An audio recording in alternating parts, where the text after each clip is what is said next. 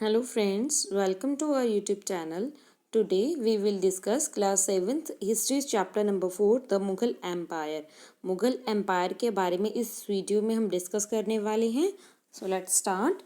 Ruling as a large territory as the Indian subcontinent with such a diversity of people and culture was an extremely difficult task for any ruler to accomplish in the Middle Ages. तो इस line का मतलब क्या है? Union territory यानी कि जो territory है हमारी दिल्ली है, जो हमारे इंडिया का सब कॉन्टिनेंट मीन्स जिसमें हमारा वो वाला एरिया जिसमें पाकिस्तान, अफ़गानिस्तान, ये नेपाल, भूटान, ये सब जो हिस्सा आ जाता है और ये बहुत बड़ा एरिया है और इस एरिया में अलग अलग लोग रहते हैं, बहुत डाइवर्सिटी है इस में रहने वाले लोगों में और कल्चर में. बहुत ज़्यादा एक्सट्रीमली डिफ़िकल्ट टास्क था एक रूलर के लिए यहाँ पे कंट्रोल करना.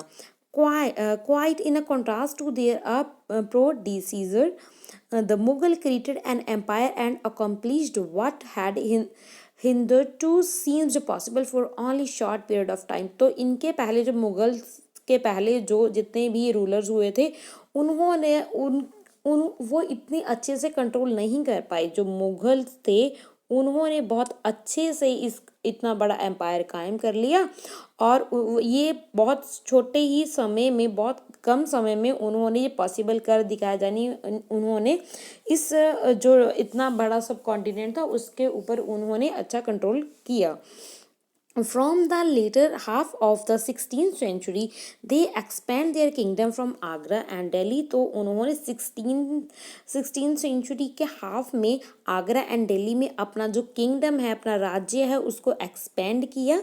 Until the 17th century, they controlled nearly all the subcontinent. और 17th सेंचुरी आते आते उन्होंने सब कॉन्टिनेंट को ऑलमोस्ट सभी जो जितने भी एरियाज थे सबको कंट्रोल करना शुरू कर दिया था, कंट्रोल अपना जमा लिया था. दे इम्पोज स्ट्रक्चर्स और administrative and ideas of a governance that outlast their rule, leaving a political legacy that succeeding ruling of the subcontinent could not ignore. तो जो उनकी देन है, उनके जो गवर्नेंस के आइडियाज़ हैं और उनका जो एडमिनिस्ट्रेटिव सिस्टम है वो इतना ज़्यादा अच्छा है, इतना ज़्यादा अच्छा था कि इतना ज़्यादा आउटलास्टेड है कि उसको हम अब तक इग्नोर नहीं कर सकते. और अब भी जो हमारा प्राइम मिनिस्टर है इंडिया के, वो उनके ही रेजिडेंस, ये देख रहे हो ना, ये जो रेजिडेंस था, ये रेड फोर्ट देख रहे हो ना, ये आपकी बुक में दिया हुआ, this is red fort.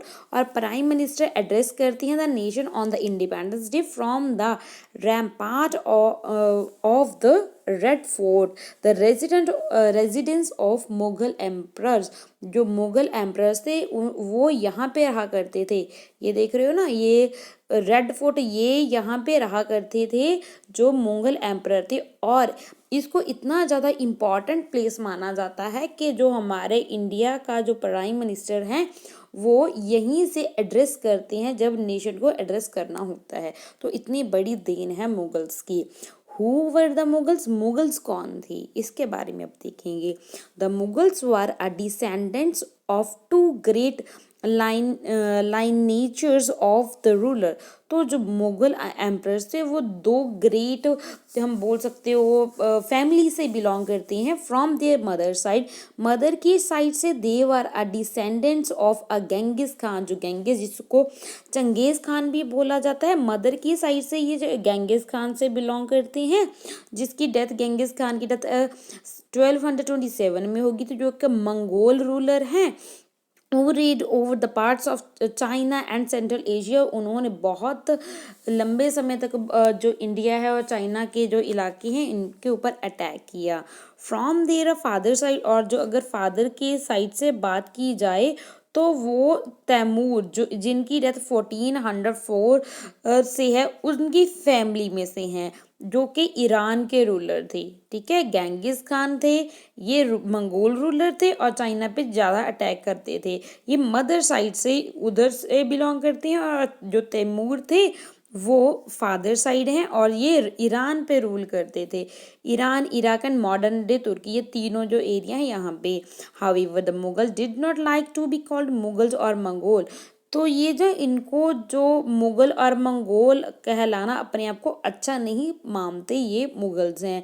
This was because Genghis Khan's memory was associate with a massacre of innumerable people. क्यों? क्योंकि वो अपने आप को मंगोल जन के मुगल्स नहीं कहलवाना चाहते। क्यों? क्योंकि जो मेमोरी है, जो लोग हैं गेंगिस खान को इस तरीके से जानते हैं कि वो बहुत उसने खून खराबा किया है, इन्यूमरेबल पीपल्स को उन्होंने मारा है, इसलिए वो अपने आप को मुगल्स नहीं कहलवाना चाहते। It was also linked with Uzbeks their a Mongol competition. On the other hand the Mughals were proud of their Timur ancestry. मगर वो प्राउड फील करते हैं कि वो तैमूर डायनेस्टी से बिलोंग करते हैं। Not least of all because their a great ancestor had captured the Delhi in 1398। ये सिर्फ यही कारण नहीं है, क्योंकि ये जो तैमूर थे ना, तैमूर ने क्या किया था, उन्होंने दिल्ली को कैप्चर कर लिया था 1398 में। They celebrate their a genealogy pictorially, each ruler getting a picture made of Temur himself and take a look of the figure and which is somehow like a group photograph। तो ये एक photograph है, आप देख सकते हो। तो ये क्या है? ये एक मिनिएचर है। मिनिएचर होता है छोटा, छोटी एक पेंटिंग बनाई गई है 1707 से लेकर 1712 इस टाइम ऑफ पीरियड के बीच में बनाई गई है। Timur his descendant and the Mughal emperor. तो ये तैमूर बताए गए हैं, इनमें से एक तैमूर है। Timur is in the centre, जो ये जो सेंटर में बैठे हैं ये तैमूर हैं। तैमूर, ये तैमूर हैं। Okay, Timur is the centre and on the right is his son. और राइट पे, तैमूर के राइट पे उसका जो उनके सन है जिसका नाम है Miran Shah, the first Mughal emperor Babur's great great grandfather. जो बाबर थे ना, उनके ग्रेट ग्रेट ग्रैंडफादर हैं, पड़ दादा, है ना। Then the Abu Said, then उसके बाद हैं अबू सैद हैं जो बाबर के ग्रैंडफादर हैं टू द लेफ्ट। और उनके लेफ्ट में Timur are the sultan Mohammad Mirza and the Umar Sheikh Babur's father. फिर उसके बाद बाबर्स के फादर हैं। Then the Mughal emperor Babur, फिर उसके बाद बाबर हैं। And Akbar and Shahjahan, Akbar and Shahjahan इधर हैं, है ना। And are a third, fourth and the fifth individual on the Timur's right on his left. The same order was Humayun, Jahangir and Aurangzeb. तो यानी कि ये बताया गया है, यानी कि जितने भी इनके इंपॉर्टेंट रूलर हैं आप देख सकते हो, ये मिनिएचर में पोर्ट्रे करने की कोशिश की है इसमें। ओके, तो ये इधर ये सभी बताए गए हैं, आप अच्छे से देख सकते हो। अब हम बात करेंगे मुगल मिलिट्री कैंपियंस के बारे में। Babur, the first Mughal emperor. जो बाबर हैं वो फर्स्ट मुगल एम्परर माने जाते हैं। 1526 से लेकर 1530 ये उनका यहाँ पे राज किया था इंडिया में। Succeed to the throne of Fergana in 1494 when he was only 12 years old. Fergana पे फरगना में उनको थ्रोन मिल गया था, गद्दी मिल गई थी जब वो सिर्फ 12 साल की उम्र थी उनकी। He was forced to leave his ancestral throne due to the invasion of another Mongol group. उनको ये जो उनको गद्दी मिली थी, ठीक है, उसको उनको छोड़ना पड़ा था। क्यों? क्योंकि इन्वेजन, उसके ऊपर कब्जा कर लिया था मंगोल के ग्रुप ने, उज़्बेक्स ने कब्जा कर लिया था। आफ्टर ईयर ऑफ वांडरिंग, बहुत समय तक वो इधर उधर वैसे ही वांडरिंग करते रहे, इधर उधर घूमते रहे। ही सीज्ड काबुल, उन्होंने काबुल के ऊपर कब्जा कर लिया था 1504 में। और इन 1526 ही defeated the sultan of Delhi. तो 1526 में उन्होंने सुल्तान ऑफ दिल्ली को भी हरा दिया। सुल्तान ऑफ दिल्ली कौन थे उस समय में? वो थे Ibrahim Lodi at a Panipat and a capital Delhi and Agra.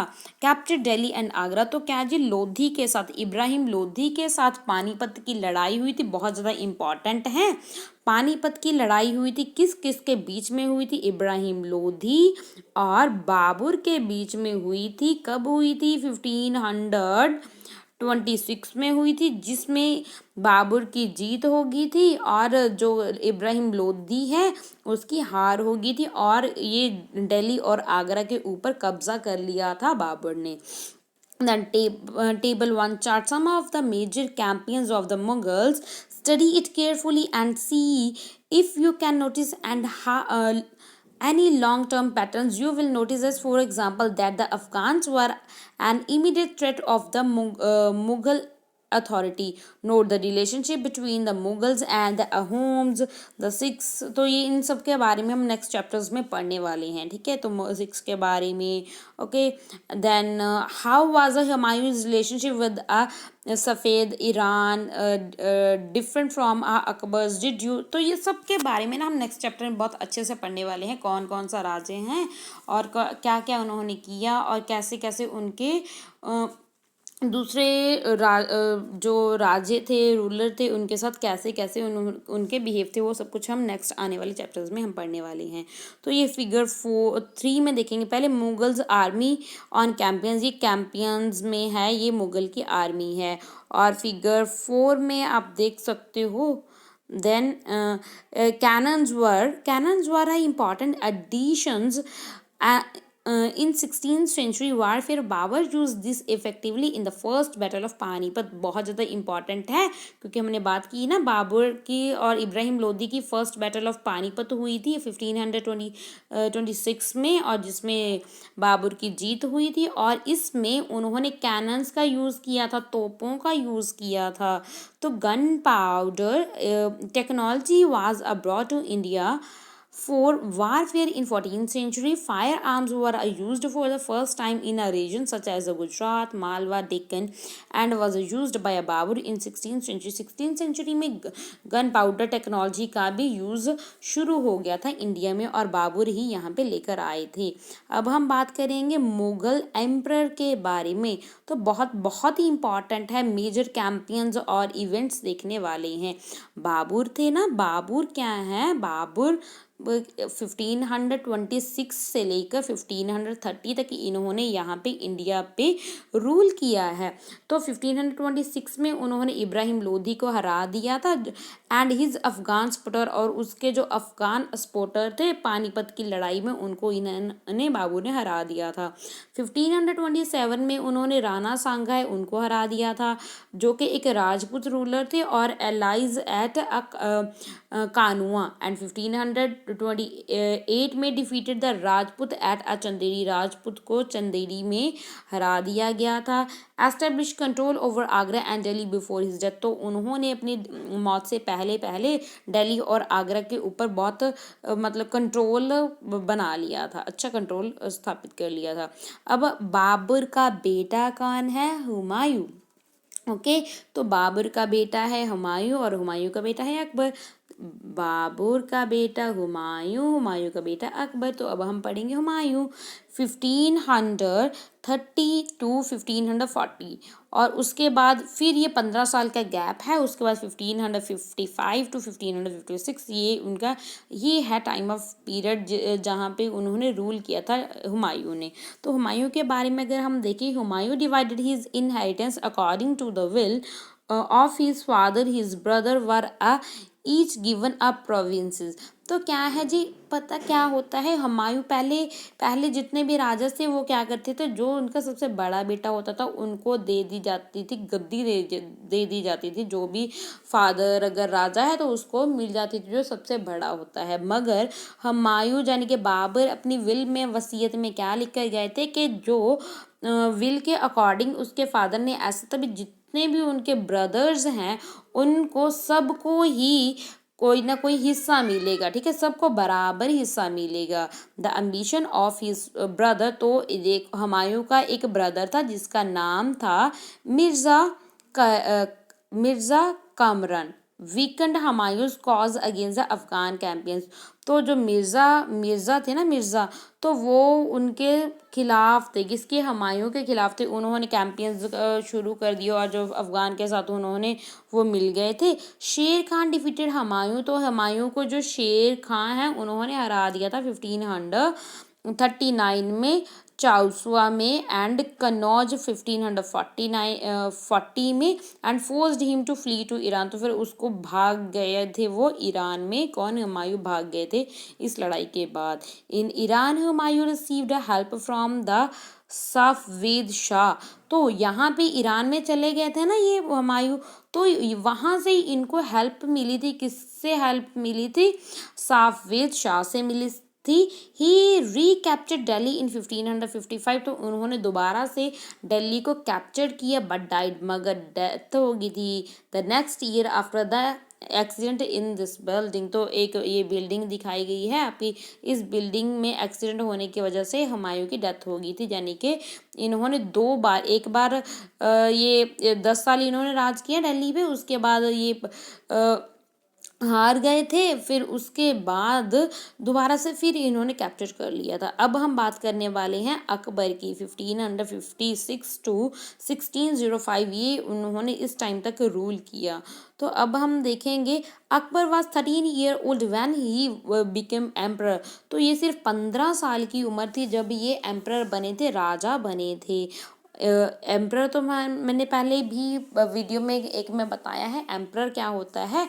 जो बहुत बड़े एरिया को में राज करता है, तो उसको एम्परर बोलते हैं। Okay, his rain can be divided into 3 periods. इसके जो राज है इसको 3 पार्ट्स में हम डिवाइड कर सकते हैं। फर्स्ट में 1556 to 1570।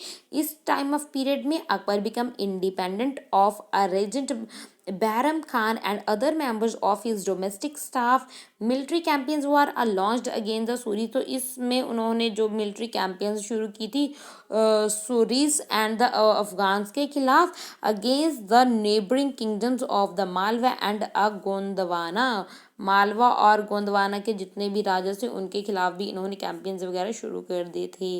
And sport and to suppress. तो और ये ना जो इनके जो हाफ ब्रदर था, अकबर का जो हाफ ब्रदर था मिर्ज़ा हाकिम, मिर्ज़ा हाकिम भी क्या जी रिवोल्ट कर रहा था, रिवोल्ट कर रहा था। जो उसका हाफ ब्रदर था उसको भी सप्रेस करने की इन्होंने कोशिश की। एंड द उज़्बेक्स, उज़्बेक्स को भी सप्रेस करने की कोशिश की। In 1568 the Sisodia capital of Chittor was seized. तो जो सिसोदिया है जो चित्तौड़ की कैपिटल है, उनको इन्होंने इसके ऊपर कब्जा कर लिया और 1569 में रणथंभौर पे कब्जा कर लिया। देन ये हमने पढ़ा है, इस इम्पॉर्टेंट इवेंट्स हैं 1556 से लेकर 1570 टाइम ऑफ पीरियड के बीच के, और आगे है 1570 से लेकर 1585। Military campaigns in Gujarat were followed by a campaigns in the east in Bihar, Bengal, Orissa. तो क्या जी मिलिट्री कैंपेन्स इन्होंने ये गुजरात हो गया और बिहार, बंगाल और उड़ीसा में भी शुरू कर दिए थे। This campaigns were a complicated by the, ये जो कॉम्प्लिकेटेड कर दिए थे इन कैंपेन्स ने, क्योंकि रिवोल्ट जो कर रहे थे ना मिर्ज़ा हाकिम, उसके कारण। Okay, then 1585 to 1605 expansion of Akbar's empire. तो इस टाइम ऑफ पीरियड में उन्होंने अकबर ने अपना जो एम्पायर है इसको और भी ज़्यादा एक्सपेंड कर लिया था। Campaigns were launched in the north waste. जो नॉर्थ वेस्ट में इन्होंने अपने जो कैंपेन्स हैं इनको और लॉन्च किया। और क्वाधार वाजसीज जो ये एक इलाका है उसको भी इन्होंने इस पे ऊपर कब्जा कर लिया था। From the Safavids Kashmir was annex. Kashmir के ऊपर भी इन्होंने कब्जा कर लिया था, काबुल के ऊपर। After the death of a Mirza हाकिम, तो उसके बाद भाई मिर्ज़ा हाकिम की भी डेथ हो गई थी इस टाइम ऑफ पीरियड में।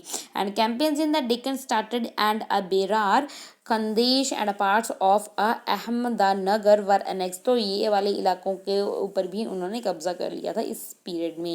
In the last year of his rain, तो इनके जो रूलिंग जो लास्ट ईयर थे इनके रूलिंग के, ठीक है, Akbar was distract by the rebellion of a prince Salim.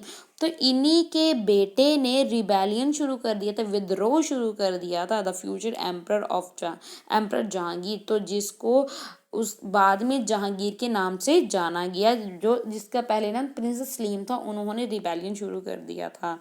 आगे हम बात करेंगे जहांगीर, जिसका मतलब नेम सलीम है ना। सलीम यानी कि जहांगीर 1605 से लेकर 1627 ये इस टाइम तक उन्होंने, इतने सालों तक उन्होंने राज किया था दिल्ली पे। Military campaign started by Akbar continued. तो ये जो अकबर ने शुरू किए थे मिलिट्री कैंपेन्स, इन्होंने इसको कंटिन्यू रखा। The Sisodia ruler of Mewar Amar Singh accepted Mughal service. तो जो सिसोदिया के रूलर थे मेवाड़ के, सिसोदिया रूलर थे मेवाड़ के, अमर सिंह था जिनका नेम, उन्होंने जो मुगल की सर्विस में आ गए थे। Less successful campaigns against the Sikhs, तो उन्होंने जो सिख्स थे यानी कि सिखों के खिलाफ, होम्स ऑन अहमदानगर के खिलाफ भी कैंपेन्स उन्होंने शुरू किए हुए थे मगर वो इतने ज़्यादा सक्सेसफुल नहीं थे। Prince Khurram the future emperor of Shahjahan, तो भाई जैसे जैसे को तैसा है ना, जैसे इन्होंने अकबर के खिलाफ अपने ही फादर के खिलाफ क्या कर दिया था, रिवोल्ट कर दिया था, ऐसे ही इनका जो बेटा है प्रिंस खुर्रम है, जो फ्यूचर एम्पर जिसको शाहजहां बोला जाता है, उन्होंने भी रिबेलियन शुरू कर दिया था इनके last year of reign. The efforts of the Nur Jahan, जो इनके घर वाली थी, बेगम थी नूर जहां, जहांगीर वाइफ, इन्होंने भी to marginalization him with unsuccessful, वो भी इन दोनों में बाप बेटे में प्यार मतलब बढ़ाना चाहती थी, वे रिवोल्ट को करना चाहती थी, ठीक करना चाहती थी, मगर वो अनसक्सेसफुल रहती हैं। उसके बाद हम देखेंगे शाहजहां 1627 टू 1658, इस टाइम ऑफ पीरियड तक उन्होंने राज किया था इंडिया में। Okay, Mughal campaigns continued in the Deccan under the Shahjahan, तो शाहजहां के ने अपने टाइम ऑफ पीरियड में जो जितने भी कैंपेन्स थे वो स्टार्ट किए, उसको कंटिन्यू ही रखा। The Afghan noble Khan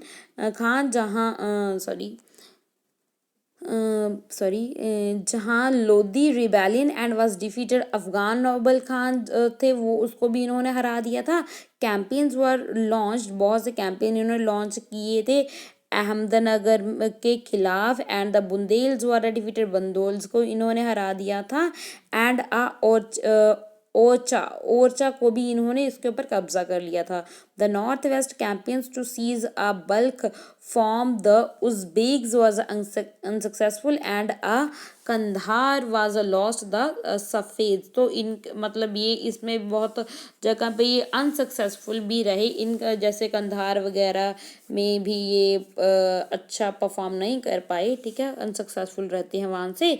in 1632 forces used sues to for peace, तो क्या जी Ahmadnagar was finally annexed and the Bijapur force fees, तो बहुत से जैसे जी ये 1632 में अहमदनगर पे इन्होंने फाइनली कब्जा कर ही लिया था। In 1657 and 1658 there was a conflict over the succession among Shahjahan son, तो शाहजहां के जो बेटे थे उनमें भाई झगड़ा शुरू होने लगा, अभी कौन बैठेगा भाई गद्दी पे। और Aurangzeb was a victorious and his 3 brother, तो इनके 3 ब्रदर थे औरंगजेब के, जिसमें दारा सुखो है उसको मार दिया गया। शेर जहां वाज अ इम्प्रिजर, जो शेर जहां है उसको इम्प्रिजर, उसको कैद में डाल दिया गया। And for the rest of his life in Agra, ठीक है, पूरी लाइफ के लिए। फिर औरंगजेब है, औरंगजेब जान के खुद राजा बन जाते हैं, 3 बेटे थे ना इनके। और ये देखो हम देख रहे हैं ना, जैसे जैसे भी देखा है अकबर तक तो ठीक रहा, तो अकबर के बाद जितने भी हुए ना, अब मतलब इनके बाप बेटे की बनती नहीं थी। वैसे अकबर की भी अपने बेटे के साथ नहीं बनती थी, और बाकी बाद वाले जो जहांगीर हैं, शाहजहां हैं, औरंगजेब, इनकी बनती नहीं थी, है ना, आपस में घर में ही नहीं बनती थी। इन द नॉर्थ ईस्ट औरंगजेब के बारे में हम पढ़ेंगे 1658 टू 1707, ये उनका टाइम ऑफ पीरियड है। In north east the Ahom were defeated, तो अहोम को इन्होंने हरा दिया था, नॉर्थ में थे ये अहोम्स 1663 में, बट रिबेल्ड अगेन इन, तो रिबेल्ड उन्होंने दोबारा से रिबेल कर दिया था 1680 में। Campaigns in the north waste again the Yousafzai and the six were a temporary successful, तो ये भी टेम्पररी तौर पे सक्सेसफुल हो गए थे जो भी इन्होंने शुरू किए थे। Mughal intervention in the succession and internal politics of the Ranthor Rajput of the Mewar led to their rebellion campaigns against the Maratha chieftain Shivaji was initially successful। जो कैंपियंस थी इन्होंने शुरू की थी मराठा के चीफ्टन शिवाजी के खिलाफ, वो पहले तो सक्सेसफुल रहती हैं जो औरंगजेब ने स्टार्ट की, but Aurangzeb insulted Shivaji to escape from Agra. तो मगर इन्होंने क्या किया, इन्होंने इंसल्ट कर दी थी शिवाजी की, इन्होंने आगरा से निकाल दिया था उनको। Declared himself an independent king, और उन्होंने अपने आप को एक इंडिपेंडेंट किंग शो कर दिया था, डिक्लेयर कर दिया था। And resumed his campaign against the Mughals. तो जो मुगल्स की जो कैंपेन्स हैं वो रिज्यूम कर दी थी। Prince Akbar defeated against Aurangzeb. तो उसके भाई ये याद रखना है आपने, जो औरंगजेब के बेटे का नाम भी अकबर था, ठीक है। And receive support from the Maratha and a Deccan sultan, he finally flee to जाने के ये भाई अब इनके ही बेटे ने इनके ही खिलाफ क्या कर दिया था, ये अगेंस्ट रिबेलियन कर दिया था। और किसकी सपोर्ट ली थी, मराठा की सपोर्ट ली थी। तो उसके बाद वो क्या जी ईरान चला गया था। आफ्टर अकबर्स रिबेलियन, अकबर की रिबेलियन के बाद क्या होता है, Aurangzeb send army against the Deccan sultan. तो उन्होंने डेक्कन सुल्तान के खिलाफ क्या जी शुरू कर दिया था, कैंपेन शुरू कर दिया था। बीजापुर वाज अनेक्स्ड, बीजापुर को उन्होंने 1685 में अनेक्स कर लिया था, कब्जा कर लिया था। एंड गोलकोंडा 1687 में यहाँ पे कब्जा कर लिया था। From 1698 Aurangzeb personally managed the campaigns in the Deccan against the Maratha who started a guerrilla warfare. तो गुरिल्ला वॉरफेयर बहुत ज़्यादा इंपॉर्टेंट है, इसमें इनके खिलाफ कैंपेन शुरू किया था इन्होंने, गुरिल्ला वॉरफेयर। गुरिल्ला वॉरफेयर में क्या होता है कि यानी कि चुपके से आते हैं, यानी कि ऐसे हवा की तरह वो आते थे और लूट पाट कर ले जाते थे, ठीक है, ये इस टाइप का होता था। Aurangzeb also had to face the rebellion in north India of the Sikhs. तो नॉर्थ इंडिया में भी इन्होंने सिखों का इन्हों को रिबेलियन देखने को मिलता है। Jats and a Satnamis in the north east of the Ahoms in the Deccan of the Maratha. His death was followed by the succession conflict among his son. तो इनकी डेथ हो गई थी, मगर इनकी डेथ के बाद इनके बेटों में झगड़ा होता रहा, यानी कि कोई भी अच्छे से वो नहीं बन पाया, राजा नहीं बन पाया, ठीक है। तो ये यहाँ तक कि वैसे तो रहे राजा और भी रूलर थे मुगल्स के, मगर ये सक्सेसफुल और जो फेमस रूलर्स हैं वो औरंगजेब तक ही हैं। तो उसके बाद तो बहुत ज़्यादा लड़ाइयाँ झगड़े भी शुरू हो गए थे मुगल्स में। अब हम ये देखो मैप 1 देख रहे हो ना, military campaigns under Akbar and Aurangzeb. ये मिलिट्री कैंपेन्स इतने प्लेसेस पे उन्होंने शुरू किए हुए थे। Okay, Mughal traditions of succession का अगर बात की जाए तो कैसे सक्सेशन होता था। Mughal did not believe in the rules of a primogeniture. Primogeniture का मतलब क्या होता है, यानी कि जैसे जो सबसे बड़ा होता है उसको ही वो राजगद्दी मिले। Were the eldest son where the eldest son inherited his father's estate. जिसमें क्या होता है, ये उसमें बिलीव नहीं करते थे कि जो भी प्रॉपर्टी है वो उसके फादर की, वो सबसे बड़े बेटे को ही मिलेगी। Instead they followed the Mughals and a Timurid custom coparcenary inheritance. मगर वो मुगल्स का ये वो डिवीजन करते थे, जितने भी बेटे थे उनमें डिवीजन की जाती थी। जितना भी एक फादर के पास है तो उनको इक्वल ही अपने बेटों के, अपने बच्चों में वो डिस्ट्रीब्यूट करते थे। Follow the highlights passages in table number 1 and note the evidence of rebellion by Mughal princes. तो भाई बहुत से प्रिंसेस ने इसी वजह से क्या कर दिया था भाई, रिबेलियन भी शुरू कर दिए थे। Which do you think is a fair division. तो आपके अकॉर्डिंग बताइए, ये प्राइमोजेंचर और कोपोसेनरी कौन सा इनमें से अच्छा है।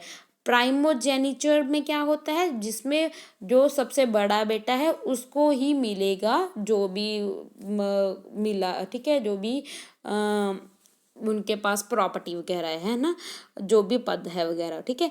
और उसके बाद है कोपासेनरी। तो इसमें क्या है, वो उसमें सब में बराबर डिस्ट्रीब्यूट होगा। तो आप किसके साथ है वो बताइए कमेंट सेक्शन में लिखकर, है ना। आगे हम बात करेंगे Mughal relation with other rulers. Other ruler के साथ कैसे रिलेशन थे मुगल्स के। तो टेबल नंबर 1 को दोबारा से अगर देखें, you will notice that the Mughals ruler campaigns constantly against the ruler who refuse to accept their authority. तो ये क्या करते थे, जो रूलर्स पहले तो ये ज़्यादा पावरफुल थे, बहुत से रूलर तो ऐसे ही थे कि वो खुद ही आकर इनके अथॉरिटी को एक्सेप्ट कर लेते थे, मगर जो नहीं करते थे तो ये कैंपेन्स कॉन्स्टेंटली उनके लिए तैयारी रखते थे ना, उनके अगेंस्ट जारी ही रखते थे। But as a Mughal become a powerful, many other rulers also join them violently.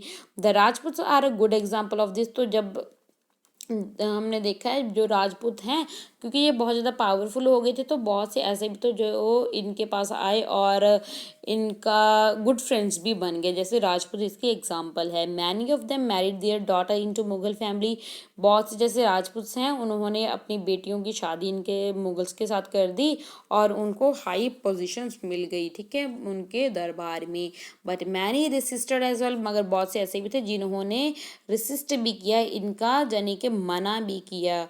तो ये क्या, Mughal marriages with the Rajput. The mother of the Jahangir, जो जहांगीर की मदर है, was a Kachhwaha princess, daughter of the Rajput ruler of Amber, modern day Jaipur. Jaipur से belong करती थी उसकी mother. The mother of the Shahjahan was a Rathore princess.